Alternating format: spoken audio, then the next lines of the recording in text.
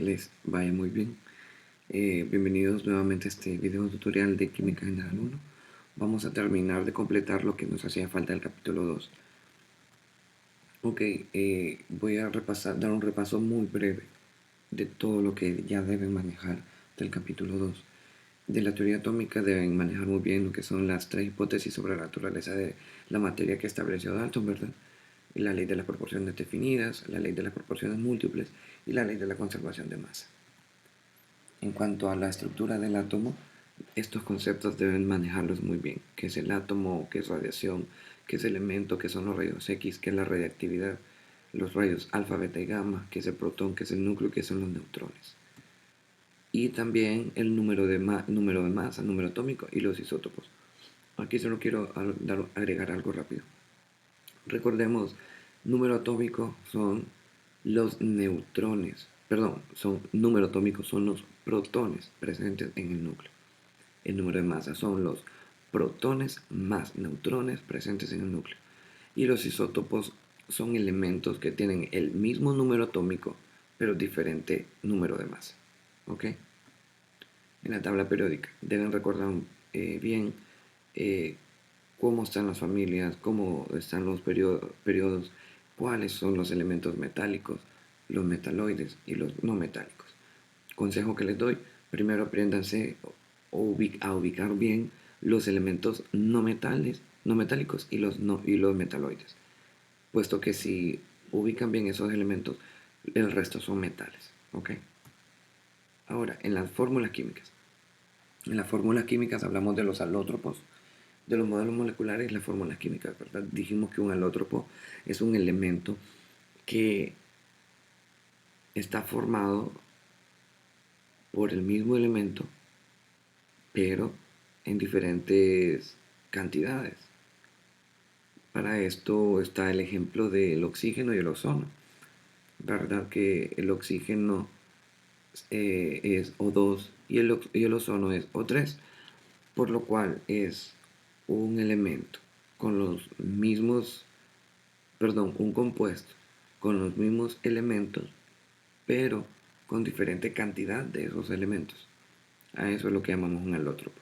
No lo vayan a confundir con un isótopo, ¿verdad? Un isótopo es un elemento con mismo número de mismo número atómico Z, pero diferente número eh, de masa A, ¿verdad? Eso es un isótopo. El alótropo son compuestos. En los modelos moleculares hablamos de los modelos de esferas y barras, los modelos espaciales. Y en las fórmulas químicas, pues las empíricas y las fórmulas de los compuestos iónicos. Los compuestos iónicos, recuerden que existe un intercambio electrónico. Ok, la nomenclatura de compuestos. Para nombrar compuestos, nos dimos cuenta que tenemos compuestos que son orgánicos y compuestos que son inorgánicos. Dentro de los compuestos inorgánicos tenemos compuestos que son iónicos, moleculares, ácidos y bases y los hidratos. Entonces vamos a iniciar con los iónicos. En los videos anteriores les había mencionado la nomenclatura de los compuestos binarios. Ahorita solo se la voy a repasar muy rápido. Entonces, para nombrar un compuesto iónico binario, tomamos la primera parte del elemento no metálico o metaloide y agregamos el sufijo uro. Y concluimos diciendo que pertenece al elemento metálico. Ejemplo, el cloruro de sodio, el NaCl. En este caso, primero identificamos cuál es el no metálico o el metaloide, que en este caso el no metálico sería el cloro y el metálico el sodio. Entonces, a ese no metálico, cloro, le vamos a cambiar, le vamos a agregar el sufijo uro. Ya no va a ser cloro, sino que va a ser cloruro. Y concluimos diciendo que pertenece al elemento metálico de sodio, de potasio, de litio, etcétera, ¿verdad? Entonces el NaCl se va a llamar cloruro de sodio. Check. Esa va a ser la nomenclatura para compuestos binarios. Ahora, para un compuesto terciario vamos a tener dos tipos de nomenclatura. La nomenclatura antigua y la del sistema stock. La nomenclatura antigua siempre vamos a aplicar la misma nomenclatura de compuesto binario, pero con una diferencia. Del oso y del ico. Ojo, aquí nosotros vamos a tener un catión menor y un catión mayor. Cuando nosotros nos encontremos con un elemento eh, metálico, ¿verdad? Que contenga dos cationes, al catión de mayor carga o al mayor catión le vamos a dar el nombre ico. Y al de menor carga, al catión de menor carga le vamos a decir oso. Ejemplo aquí, el hierro tiene dos cationes, el catión 2 más y el catión 3 más.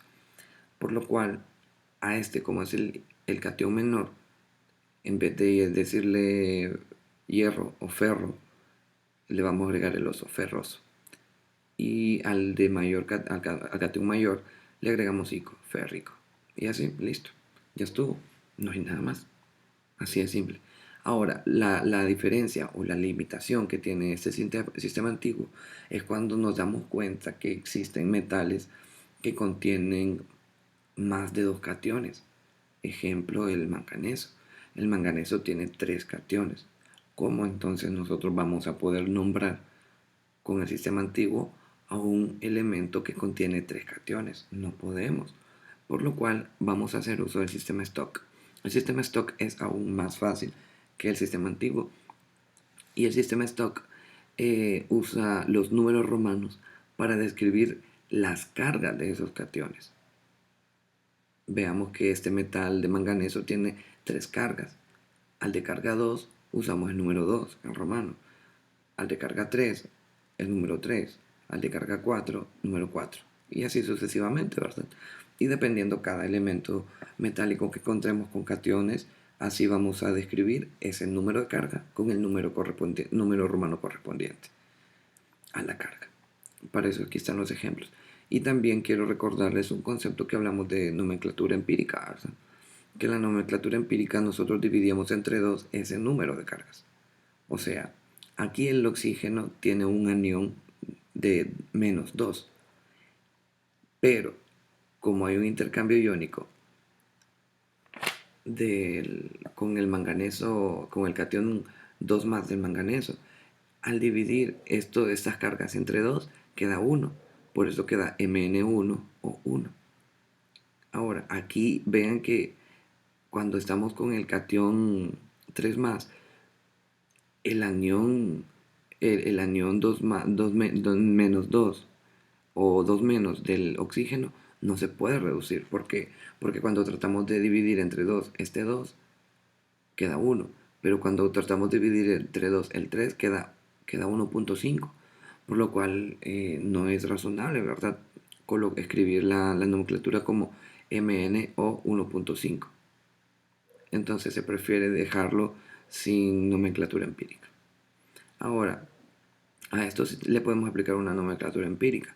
¿Por qué? Porque viene el catión 4 que quedaría acá en el oxígeno, porque es un intercambio iónico, ¿verdad? Entonces, este 4 dividido entre 2 queda 2. Y el anión 2 menos del oxígeno que estaba acompañando aquí al manganeso, dividido entre 2 queda 1. Por eso nos queda Mn1 o 2. ¿Vieron, verdad? Porque si nosotros no le aplicáramos una nomenclatura empírica o simplificación empírica, aquí nosotros tuviésemos Mn2 o 4. Pero es bien difícil de estar escribiendo esos numeritos pequeños, por lo cual siempre se aplica esa regla del método empírico para poder reducir la nomenclatura y de esa forma ser más prácticos. Ahora pasamos a los compuestos moleculares. Siempre estamos, recuerden, en compuestos inorgánicos. En estos compuestos moleculares están formados por elementos no metálicos. No metálicos. Recordemos que los elementos no metálicos son el hidrógeno, el carbono, nitrógeno, oxígeno, flúor, cloro, azufre, fósforo, selenio, bromo, yodo. Esos son los no metálicos. Debemos aprenderlos. ¿Por qué? Porque cuando se nos pida en un examen nombrar algún compuesto y vemos que ese compuesto está formado por elementos, solo por elementos no metálicos, inmediatamente ustedes recuerdan nomenclatura de compuestos moleculares y aplican esta nomenclatura, ¿verdad? Que lo único que hacemos es que agregamos siempre el sufijo uro al, al no metálico. Y decimos D, o sea, simple, cloruro de hidrógeno, bromuro de hidrógeno, carburo de silicio. Recordemos, el silicio, ¿y por qué priorizamos al cloro, al bromo y al carbono para cambiarle la terminación a uro y no la cambiamos al hidrógeno o al silicio? Bueno, solo pongámonos a pensar, el hidrógeno, es cierto, el hidrógeno es un no metal, pero tiene propiedades un tanto metálicas, por eso se ubica en la columna de metales alcalino-térreos. Entonces, por eso preferimos aplicarle la nomenclatura uro al cloro, porque este sí sabemos que es un no metal puro. Y el silicio es un metaloide, ¿verdad? Por eso priorizamos aplicarle el sufijo uro al carbono. Entonces, carburo de silicio. Ahora, ¿qué pasa cuando nosotros tenemos un par de electrones que forman diferentes compuestos? Entonces, cuando un par de electrones forman diferentes compuestos, usamos los números griegos para denotar la cantidad de elementos presentes en el compuesto. Si se recuerdan en los videos anteriores, hablamos de la ley de proporciones múltiples, que nos decía que dos elementos podrían formar múltiples compuestos, y los cuales estaban limitados únicamente por un número entero. A este número entero que lo limita, ¿verdad? Nosotros vamos a aplicarle el número griego, ya sea mono, di, tri, tetra, penta, etc. ¿Verdad? Para ello, aquí están unos ejemplos. En el libro ustedes van a encontrar una tabla con los sufijos de los números griegos. Yo olvidé ponérselas aquí, pero pueden buscar en el libro. Entonces, vemos aquí que estos dos están formados únicamente por carbono, oxígeno. Entonces, a este que solo tiene uno, le decimos mono. Monóxido de carbono, dióxido de carbono, dióxido de azufre, trióxido de azufre, dióxido de nitrógeno, tetróxido de dinitrógeno. Ok, y ven algo aquí que aquí lo escriben también. Cuando nosotros tenemos tetraóxido, está bien que lo escribamos así, no hay ningún problema. Pero sí, pero ya se ha llegado a un convenio, ¿verdad? Que se elimina la A del tetra y solamente se deja la O del óxido. Por eso no se dice tetraóxido, sino que se dice tetróxido de dinitrógeno. Ahora, aquí vemos algunos compuestos moleculares que no siguen estas reglas. A estos compuestos moleculares que no siguen las reglas, pues son las excepciones. Y la única forma para poder nombrar estos compuestos moleculares es memorizándolos. O sea, aquí tienen que memorizar estos 7 compuestos. El agua ya se lo saben, es uno menos. Fosfina, sulfuro de hidrógeno, amoníaco, silano, metano, diborano. Estos se los tienen que memorizar. No hay otra manera en la cual puedan nombrarlos cuando se les pregunte en el examen si no es memorizándolos, ¿verdad? Porque pueda que les digan en el examen, diga el nombre del SiH4. Cuando ustedes ven SiH4, silano. O cuando les digan a ustedes de la composición química del sulfuro de hidrógeno, ya saben que usted es H2S, sin ninguna pérdida, ¿verdad? Ok, continuamos. Luego vamos a los ácidos. En los ácidos, pues es bien simple. Ahí van a ver que cuando logran agarrar el ritmo a esto, cuando se le suma y se le restan los oxígenos, o cuando tenemos bueno, en los oxiácidos, perdón, pero todos los ácidos, sustituimos uro por hídrico y anteponemos el sufijo ácido.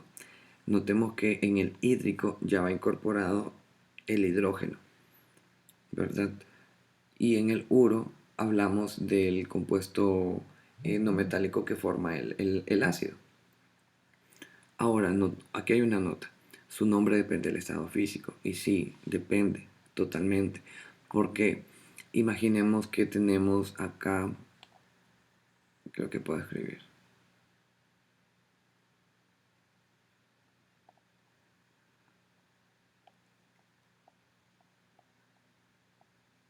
HCl.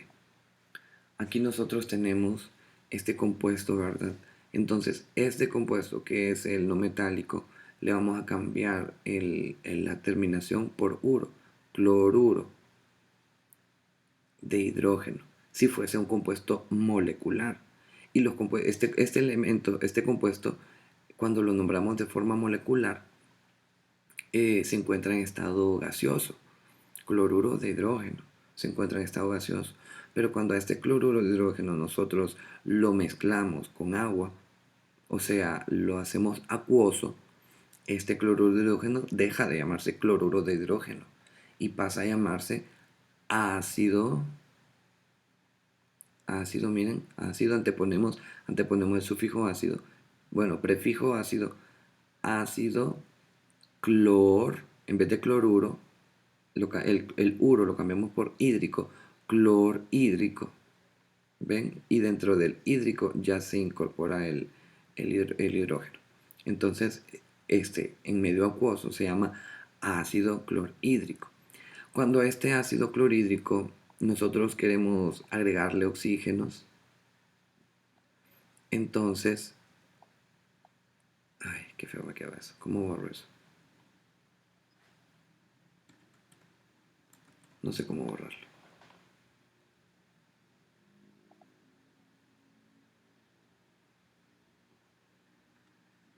Bueno, no sé cómo borrarlo realmente. Entonces, cuando a este ácido clorhídrico nosotros le queremos agregar oxígenos, ya deja de llamarse ácido como tal, sino que es un oxiácido. Por eso venimos aquí a los oxiácidos. Cuando al ácido ico, este ico corresponde a este ico del clorhídrico.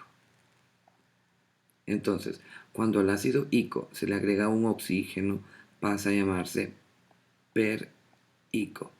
O sea, dejamos siempre hídrico, pero le agregamos per antes. Entonces, recordemos, sigamos con este ejemplo. Clorhídrico, ácido clorhídrico. Se llama ácido perclórico.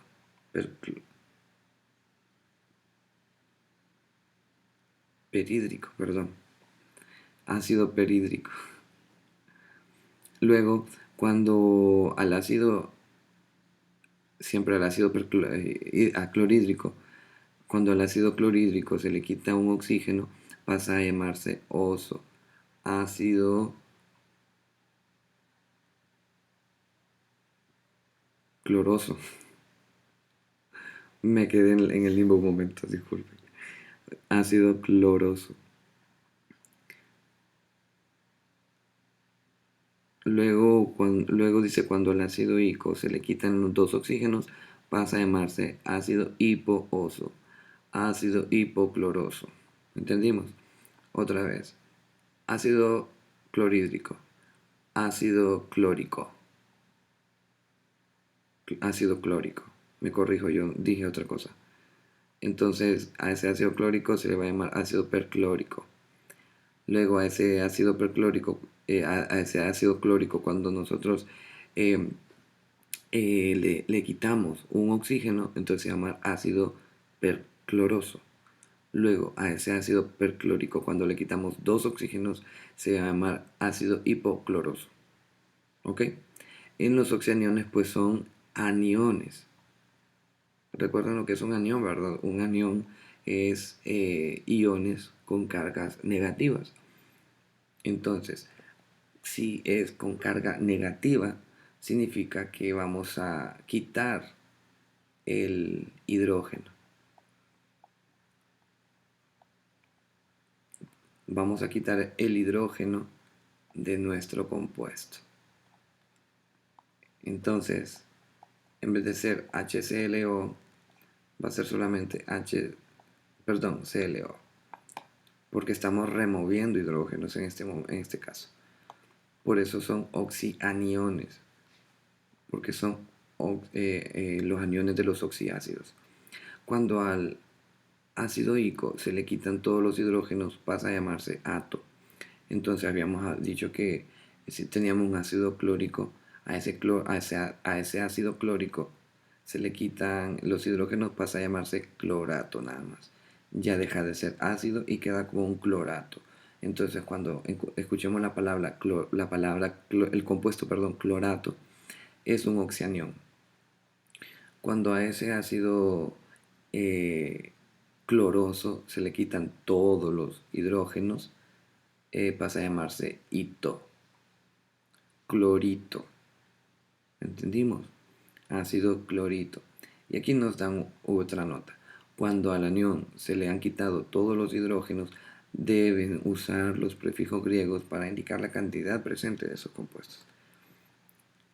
Luego tenemos la tabla comparativa de los oxiácidos y sus oxianiones. Y aquí está como en resumidas cuentas, solo se las voy a... aquí está muy bien resumido, solo se lo voy a medio explicar. Partimos aquí. Aquí partimos. Entonces, cuando tenemos un ácido ico y le agregamos un oxígeno, pasa a ser ácido perclórico. En vez de ser ácido clórico, pasa a ser ácido perclórico. Cuando a este ácido clórico le quitamos un oxígeno, pasa a ser ácido cloroso. Y cuando a este ácido cloroso le quitamos un oxígeno, pasa a ser ácido hipocloroso. Cuando a este ácido perclórico le quitamos 1, 2 oxígenos, pasa directamente a ser ácido hipocloroso. ¿Entendimos? De la misma manera sucede cuando le removemos los iones hidrógeno, ¿verdad? O los iones hidronio. Al momento que se los eliminamos, todos los que eran ácido clórico pasan a ser clorato. Los ácidos perclóricos pasan a ser simplemente perclorato. Los ácidos clorosos van a solamente ser clorito. Y los ácidos hipoclorosos van a ser solamente hipoclorito. De esa manera es que denotamos los oxianiones. Esta tablita deben aprenderla muy bien. Luego vamos a los compuestos básicos, pues aquí no hay ninguna pérdida. Como lo habíamos mencionado, ¿verdad? Usamos el nombre del anión hidróxido y mencionamos el elemento metálico. Hidróxido de el metal, hidróxido de el metal, hidróxido de el metal. Y listo, no hay ninguna pérdida. Ahora, las bases son sustancias que liberan iones hidróxido. Las bases liberan estos iones. Recordemos, un ion es que tiene carga negativa, ¿verdad? Este es el ion hidróxido. Entonces, las bases liberan estos iones. Y cuando hayan compuestos que no contengan al ion hidróxido, o sea, se consideran bases porque cumplen con la definición. Ejemplo, el amoníaco. El amoníaco no tiene al hidróxido en su estructura, pero cuando el amoníaco reacciona con algún ácido, libera efectivamente OHs. O cuando el amoníaco se le agrega agua, libera los hidróxidos, por lo tanto se le considera una base. Entonces, deben recordar que una base siempre va a tener OH. Y una base también es un NH3. Eso es memorizado. En los inorgánicos siempre continuamos con los hidratos.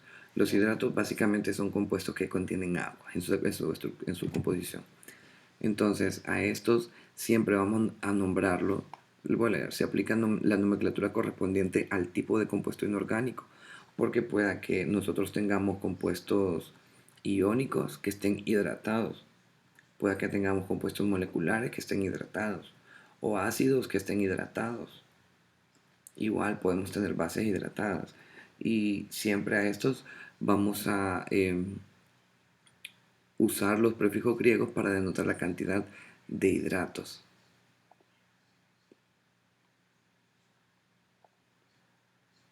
¿Qué hice? Perdón. Entonces, siempre vamos a denotar aquí el número de hidratos. Entonces, ¿cómo lo llamamos? A este compuesto. Sulfato, sulfuro, ¿cómo? Óxido tetróxido de sulfuro, ¿cómo sería? Piénsenlo. Voy a buscarles el número en la tabla. En la tabla 2.3 está ese compuesto.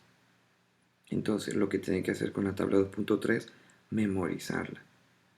Memorizarla porque no hay ninguna otra forma de poder identificarlo sino memorizando algunos de los compuestos que están ahí, o todos si es posible.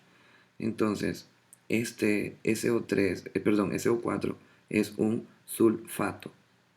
Entonces decimos sulfato de cobre.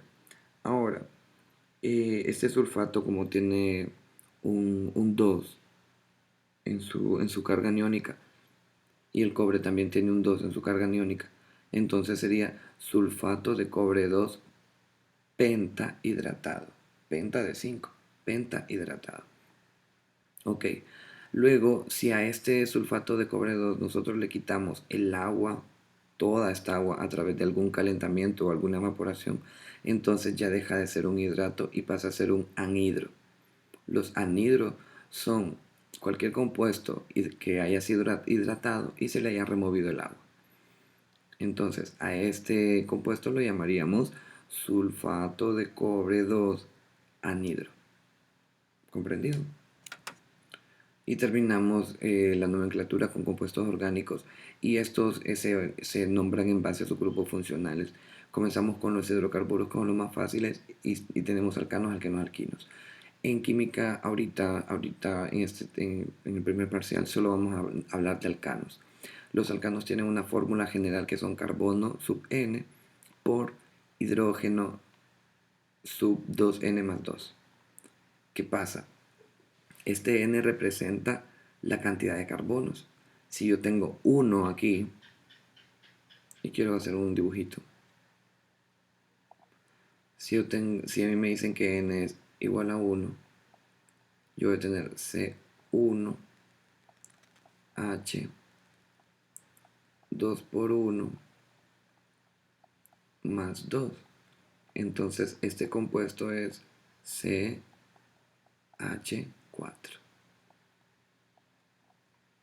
CH4.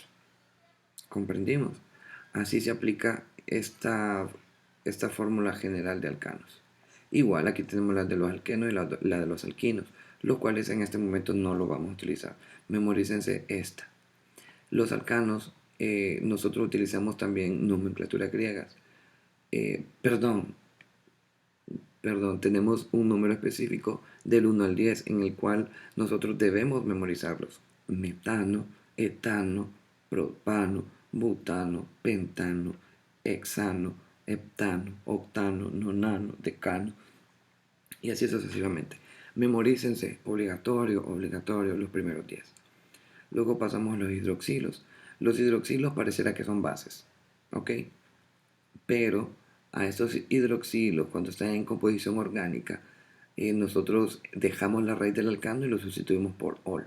Entonces, a este metano, si me parece CH3OH, entonces lo voy a llamar, dejamos la raíz del alcano, metano, este es un metano, miren, CH3 es un metano, y lo sustituimos por ol. ¿Por qué es un metano? Le puedo dibujar, le puedo hacer una estructura aquí. Aquí hay un hidrógeno, aquí también, aquí también. Esta es una nada más. CH3. Entonces, permítanme.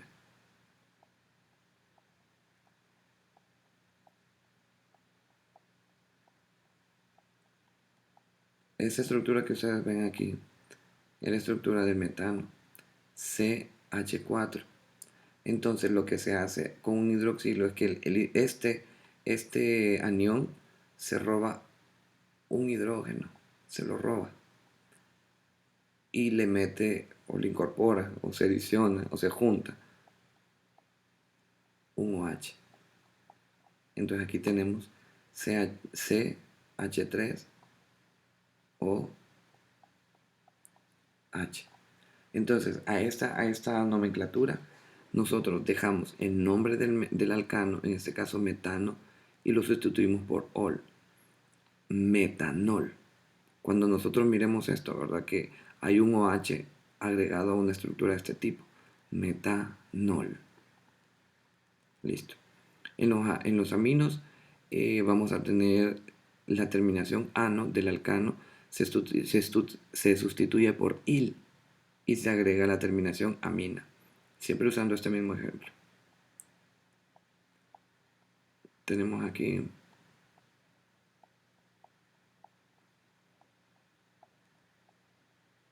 este es nuestro metano, ¿verdad? O sea, es este de aquí, ¿ve? Al cual le quitamos un hidrógeno para poder agregarle la amina. Entonces, a este metano, agregándole la amina NH2,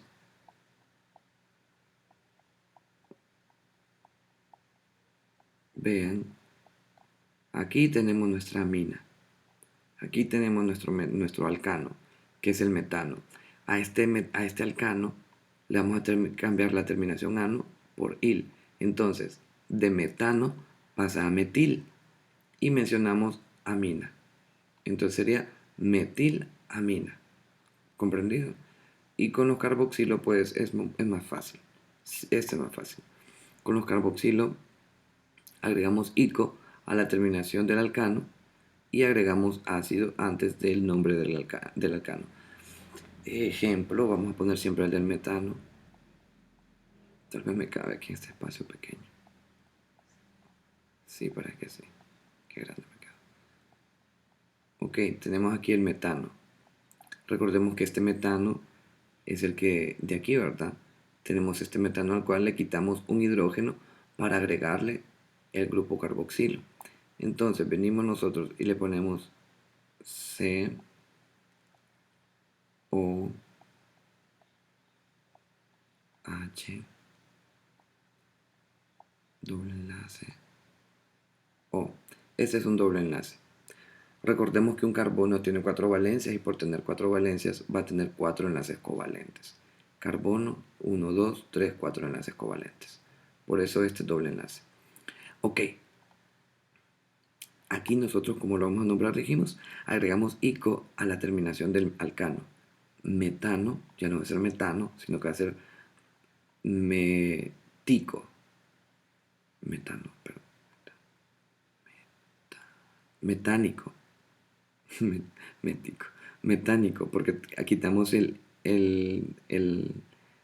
ano y lo sustituimos por ico. Metano, metánico. A la terminación del alcano y agregamos ácido. Entonces a este lo llamamos ácido metánico. Y listo. Van a ver que hay muchos compuestos de carboxilo que tienen nombres específicos, como ácido acético, ¿verdad? Que ya que se conocen más por ese tipo. Ok, hasta aquí vamos a dejar esta terminación de la teoría del capítulo 2 y lo vemos en el siguiente video tutorial donde haremos ejercicios.